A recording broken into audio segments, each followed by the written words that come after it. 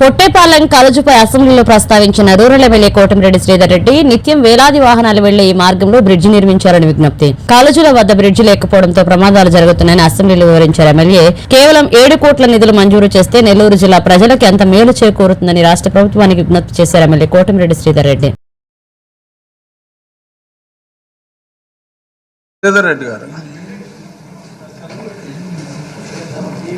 ధన్యవాదాలు అధ్యక్ష.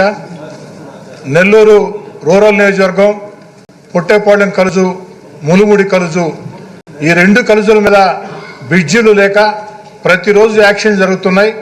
పేరుకి పొట్టేపాలెం కలుజు నెల్లూరు రూరల్ నియోజకవర్గంలో ఉంది. కానీ సగం జిల్లాకి అటు ఉదయగిరి, ఆత్మకూరు, కోవూరు ఈ అన్ని ప్రాంతాలకు కూడా, కడప జిల్లా బద్వేలకు కూడా ఈ పొట్టేపాలెం కలుజు మీదే వాహనాలు పోవాల్సిన పరిస్థితి, అనేక రకాల ఇబ్బందులు పడుతూ ఉన్నారు.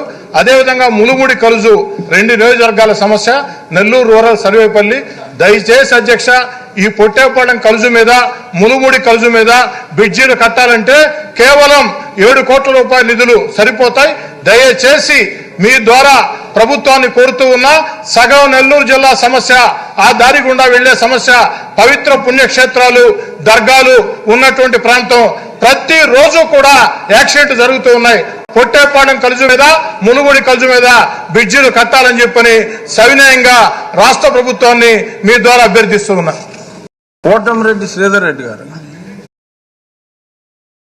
మరెన్నో వీడియోల కోసం మా ఛానల్ ని సబ్స్క్రైబ్ చేసుకుని పక్కనే ఉన్న బెల్ ఐకాన్ ని క్లిక్ చేసి యాక్టివేట్ చేసుకోండి.